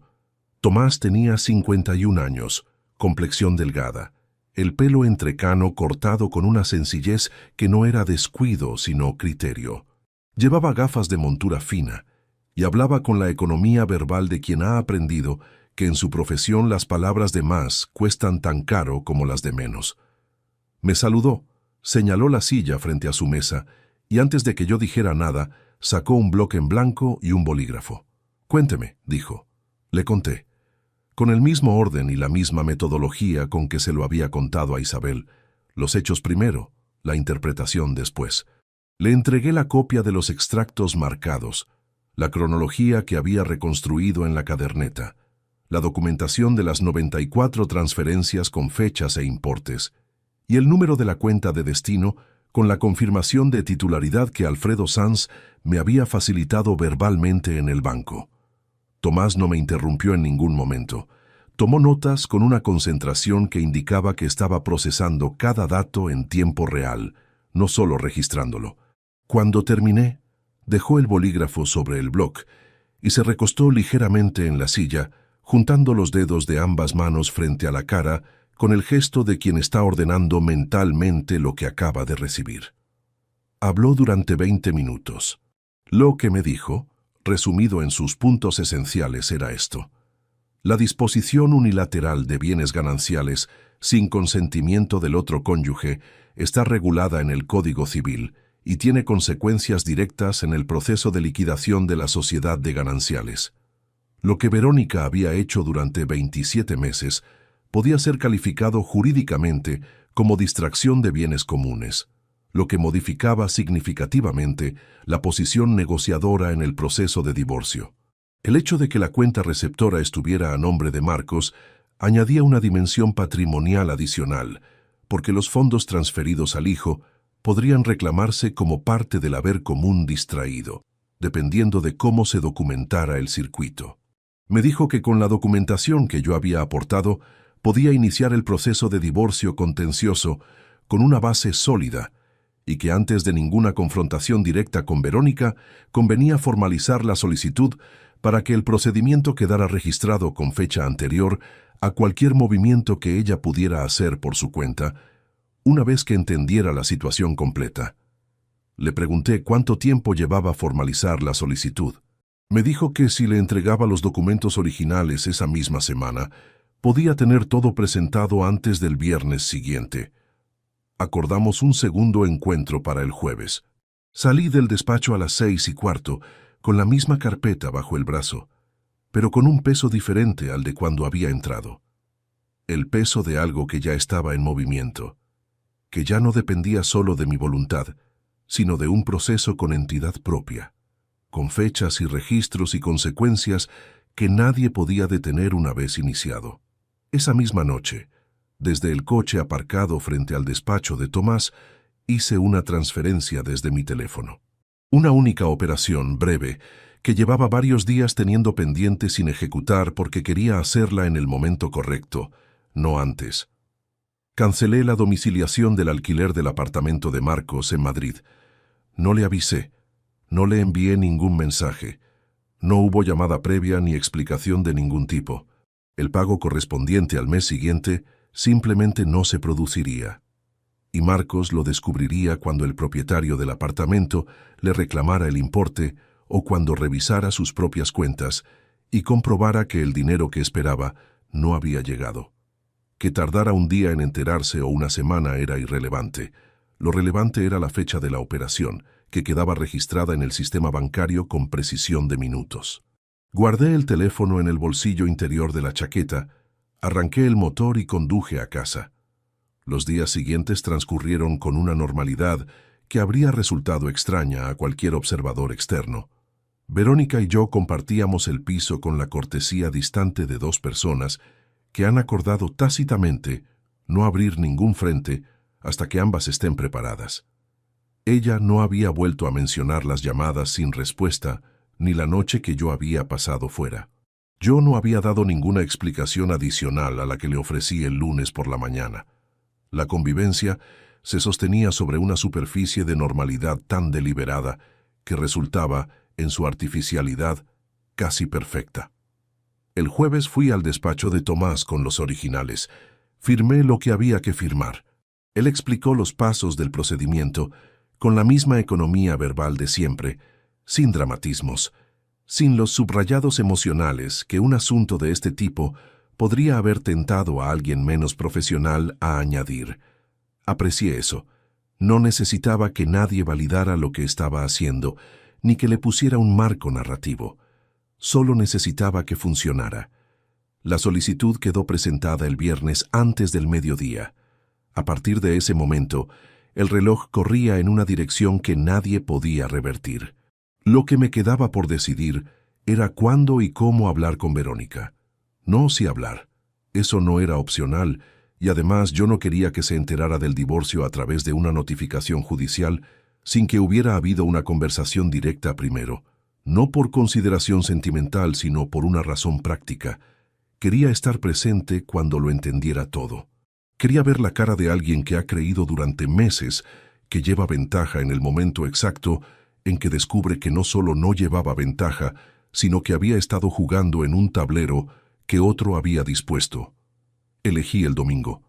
La elección del día no fue arbitraria.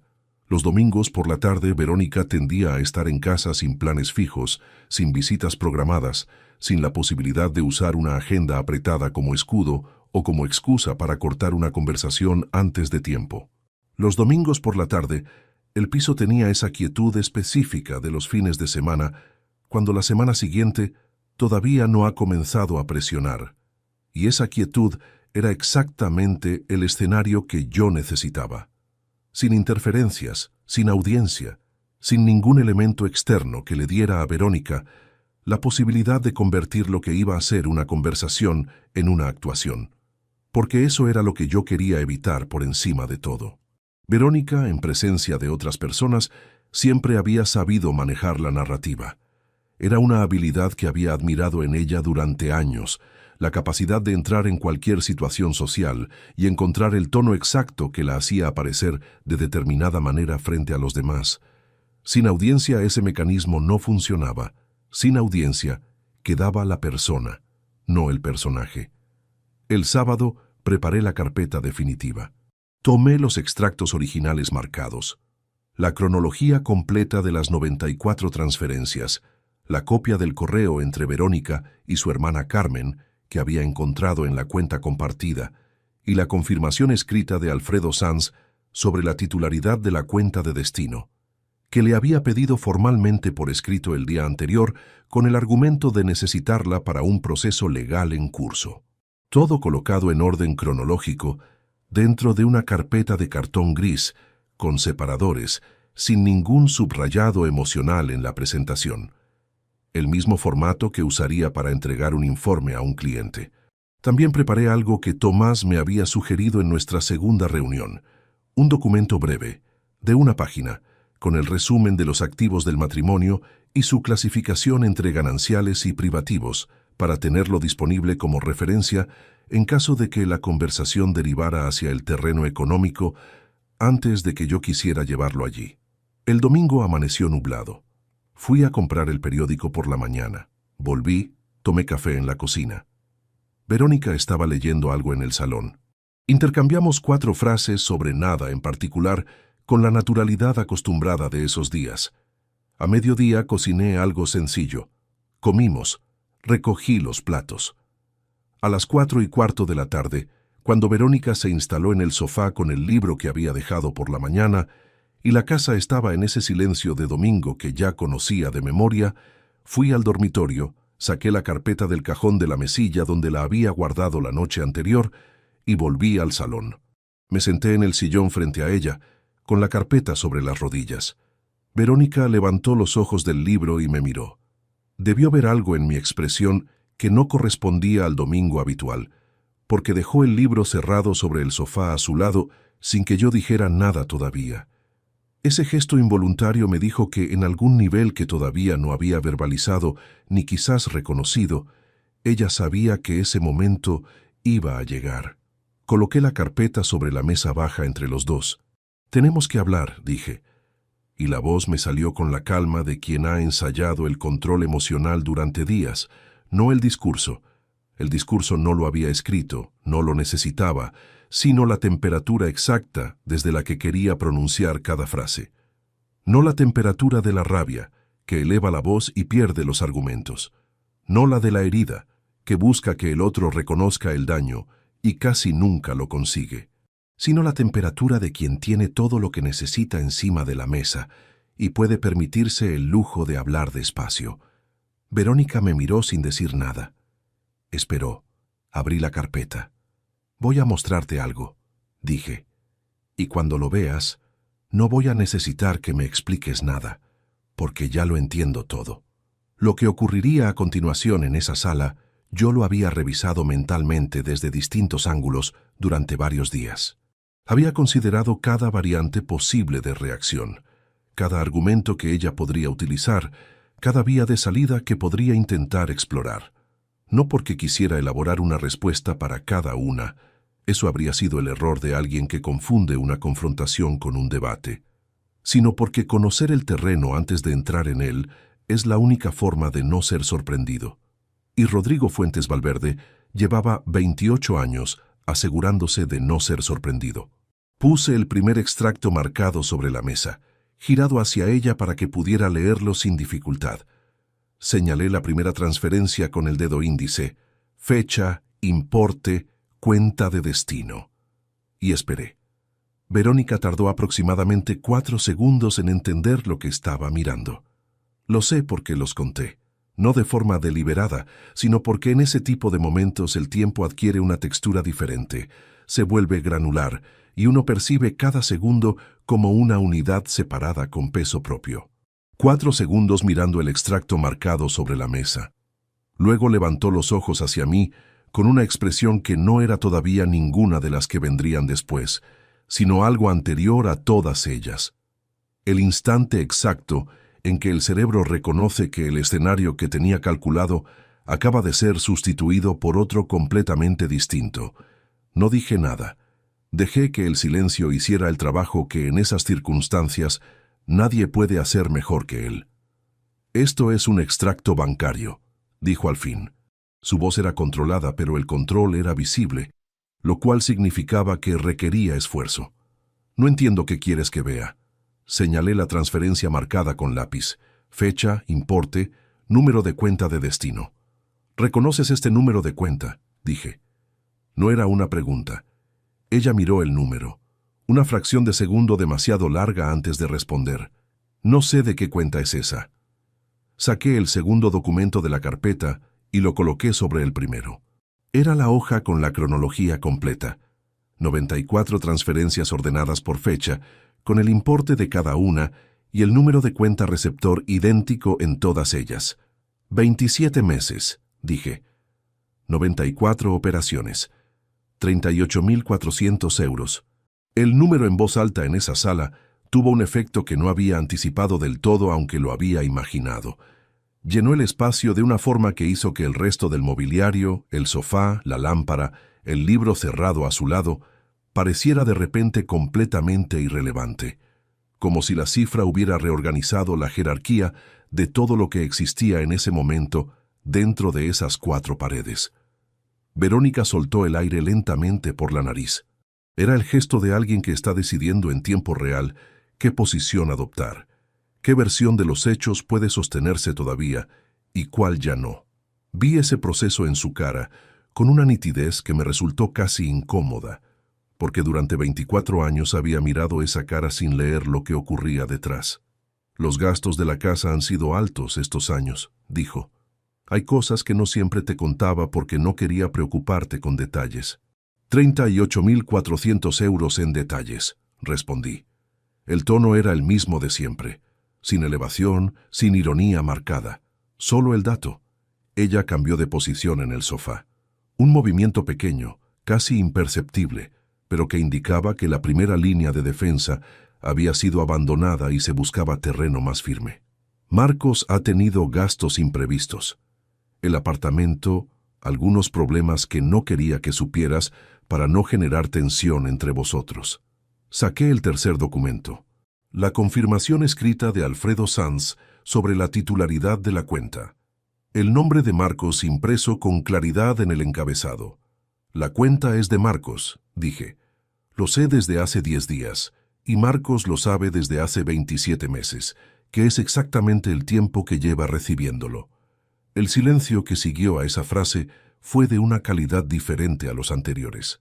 Era el silencio de alguien que acaba de entender que el argumento que estaba construyendo se apoya sobre un suelo que ya no existe. Verónica me miró durante un momento largo. Cuando volvió a hablar, la voz había cambiado de registro. Ya no era la voz del control deliberado, sino la de algo más directo, más cercano a lo que realmente pensaba. «Llevo 24 años en esta casa. He dejado mi carrera, he gestionado todo, he estado aquí cuando tú no estabas, que era la mayor parte del tiempo. Ese dinero no es un robo, es lo que me correspondía y que nunca nadie me dio». Era el argumento que yo había anticipado. el argumento del resentimiento acumulado, de los años sin reconocimiento, de la carrera abandonada que nunca se había discutido con la honestidad que merecía.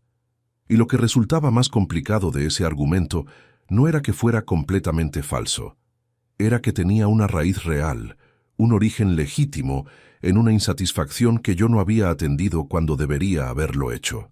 Pero había una diferencia entre un agravio y una respuesta al agravio, y esa diferencia era lo único que importaba en ese momento.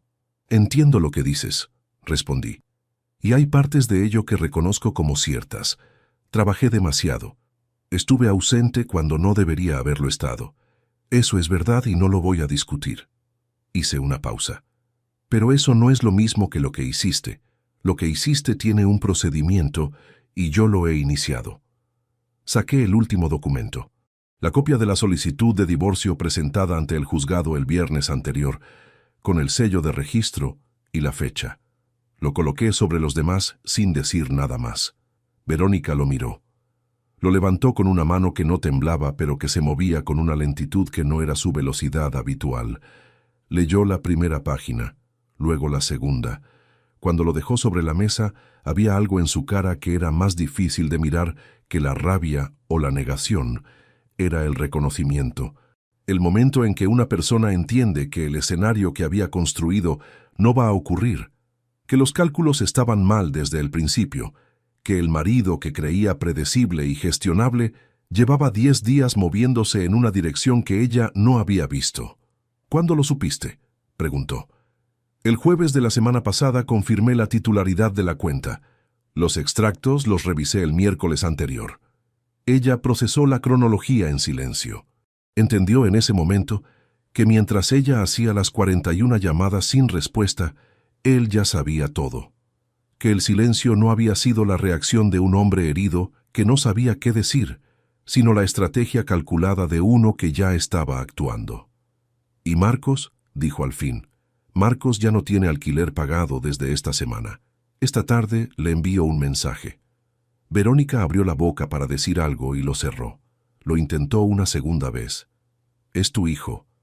«Lo sé exactamente», respondí. «Por eso sé también lo que le di durante estos años y lo que eligió hacer con ello. Tenía 22 años cuando empezó esto. No era un niño, era un adulto con criterio suficiente para saber lo que estaba recibiendo y de dónde venía».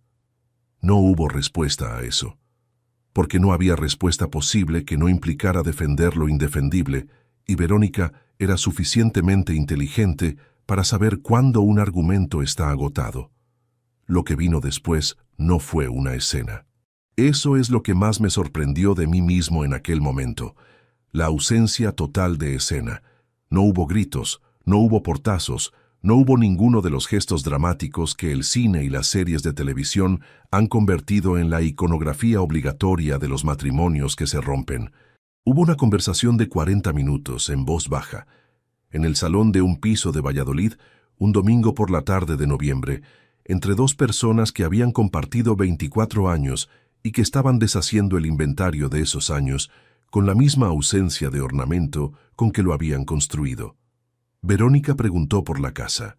Le expliqué la posición legal con las palabras de Tomás Reguera, sin añadir ni quitar nada.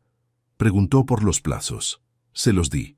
Preguntó si había margen para una separación de mutuo acuerdo en lugar del proceso contencioso. Le dije que eso dependería de lo que acordáramos en los próximos días, pero que la documentación que yo tenía modificaba la base de cualquier acuerdo de forma que no era negociable. Cuando terminamos de hablar, Verónica se quedó sentada en el sofá, con las manos sobre las rodillas, mirando los documentos extendidos sobre la mesa baja. No lloraba. Tenía una expresión que era, en su manera más desnuda, la de alguien que está haciendo el recuento de lo que queda después de que algo termina. Yo reconocí esa expresión porque la había tenido yo también, en una habitación de hotel en Burgos, mirando el techo en la oscuridad a las 4 de la mañana. Me levanté, recogí los documentos, los devolví a la carpeta en el orden en que estaban y fui al dormitorio. Esa tarde escribí el mensaje a Marcos. 3 frases. Sin encabezado afectuoso, sin insultos, sin el tipo de párrafo largo que uno escribe cuando todavía espera ser comprendido. El pago del alquiler de tu apartamento en Madrid ha sido cancelado con efecto inmediato. Las transferencias mensuales también. No voy a responder llamadas ni mensajes en un tiempo que no sé cuánto va a durar. Lo envié a las 6:42 de la tarde. Marcos llamó 16 minutos después. No contesté. Volvió a llamar 3 veces más en la siguiente hora. No contesté ninguna.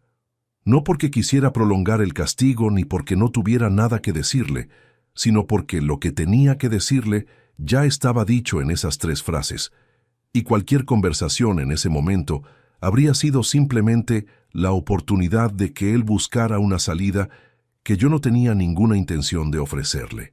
El apartamento de Argüelles fue desocupado 22 días después. Me lo comunicó el propietario por correo electrónico con una neutralidad profesional que agradecí. No supe a dónde fue Marcos, tampoco lo busqué. En las semanas siguientes, mientras el proceso legal avanzaba con la cadencia burocrática que tienen estos asuntos en España, me dediqué a algo que llevaba tiempo postergando sin razón concreta: ordenar mis cosas, no en el sentido metafórico, sino en el completamente literal. Fui a cada habitación de ese piso con criterio, y fui separando lo que era mío, lo que había traído yo antes del matrimonio, o adquirido yo solo a lo largo de él, de lo que era común o de lo que había llegado a través de Verónica. No era mucho. Soy un hombre con pocos objetos de apego: libros, algunas fotografías, herramientas de trabajo, ropa. En el dormitorio, en el lado de la cama que llevaba siendo mío desde 1996, había en el fondo del armario una caja de cartón con cosas de Marcos pequeño que Verónica había guardado con ese instinto de conservación que tienen las madres para los objetos de sus hijos: dibujos del colegio, alguna foto de cumpleaños, una entrada de un partido de fútbol al que lo había llevado yo cuando tenía 9 años. La miré durante un momento. La volví a cerrar. No la saqué de donde estaba. No era mía. Lo que sí era mío estaba en el perchero del pasillo. El paletó gris lo descolgué el último día, cuando el taxi que me llevaba al flat que había alquilado cerca de casa de Isabel ya estaba abajo esperando con el motor en marcha. Las maletas estaban hechas. La carpeta con los documentos del proceso iba en el maletín, la caderneta de tapa negra en el bolsillo interior de la chaqueta que llevaba puesta. En el pasillo, ante el perchero que durante 24 años había sido el primer y el último contacto con el hogar al entrar y al salir, lo cogí con las 2 manos, lo miré un segundo y lo doblé sobre el brazo. Era el único objeto que tomé sin dudarlo. Verónica en sus últimas semanas diciéndome que lo tirara, que estaba pasado de moda, que era viejo como yo, no había entendido algo que yo sí entendía: que las cosas que duran no son las que siguen las modas, sino las que están hechas con suficiente solidez para sobrevivir a ellas. El paletó tenía 11 años y seguía en perfecto estado. Era lo único del piso que podía decir lo mismo. El flat de Valladolid al que me mudé era pequeño, en un 4º piso con ascensor, a 8 minutos caminando de casa de Isabel. 2 habitaciones, una cocina con barra americana, una ventana en el salón que daba a una calle tranquila de casas bajas. Lo primero que hice al llegar fue colgar el paletó en el perchero de la entrada, que era una barra de madera sencilla sin más pretensiones. Quedó bien ahí. Esa noche Isabel vino con una cazuela de algo caliente que olía a los guisos de nuestra madre y una botella de vino que no era cara, pero que estaba bien elegida. Cenamos en la barra de la cocina porque todavía no había mesa, hablando de cosas sin demasiado peso, con esa comodidad específica de los hermanos que no necesitan reconstruir el contexto cada vez que se sientan juntos, porque el contexto lleva décadas construido y no requiere mantenimiento. En algún momento de la noche, Isabel me preguntó cómo estaba. Le dije la verdad, que no estaba bien en el sentido en que uno quisiera estar, pero que estaba en orden, que había una diferencia entre las 2 cosas y que esa diferencia era, en ese momento, suficiente. Lo que aprendí de todo esto no cabe en una sola frase, y desconfío de las personas que creen que las lecciones grandes caben en formatos pequeños. Pero si tuviera que extraer algo concreto, algo que valiera la pena decir en voz alta, sería esto: el error que cometí durante años no fue confiar. La confianza no es un defecto. El error fue confundir la confianza con la renuncia a verificar. Son dos cosas distintas. La primera es necesaria para que cualquier relación funcione. La segunda es la grieta por la que entra todo lo demás. Pasé 28 años auditando los números de empresas que nunca habrían imaginado necesitar una auditoría. Todas tenían algo en común. Creían que la solidez de su estructura pasado las eximía del control presente. Nunca es así. Las cuentas que no se revisan no son las que están bien, son las que nadie ha mirado todavía. Tardé demasiado en aplicar a mi propia vida lo que sabía de sobra en la mía profesional. Eso es algo con lo que tendré que vivir, y lo acepto sin dramatismo, porque la alternativa, no reconocerlo, sería el tipo de deshonestidad que me resulta más difícil de tolerar que cualquier derrota. Marcos no llamó después de las primeras noches. O llamó y lo dejé ir al buzón de voz sin escuchar lo que viene a ser lo mismo. No sé con certeza qué siente ahora ni qué versión de los hechos se ha construido para poder sostenerla. Lo que sí sé es que todo lo que tiene como punto de partida adulto, la carrera, los años en Madrid, la formación, se lo di yo en un periodo en que él eligió, con conciencia y con continuidad, ser parte de algo que me perjudicaba. No puedo hacer nada con esa información que no sea sostenerla y actuar en consecuencia. No desde la rabia que ya hace tiempo que se fue, sino desde la única lógica que me ha funcionado toda la vida. Las acciones tienen resultados, y los resultados son la única moneda que no se falsifica. La última vez que vi el paletó gris colgado en el perchero del piso que compartí con Verónica, ella me estaba diciendo que lo tirara porque era viejo como yo. Ahora está colgado en mi propio perchero, en mi propio flat, y no hay nadie que me diga nada sobre él. Resulta que envejecer bien es, al final, la única forma de venganza que no tiene coste. Si te gustó esta historia, dale like al video, suscríbete al canal y comparte tus impresiones en los comentarios. Para escuchar la próxima historia, haz clic en la caja de la izquierda. Gracias por vernos.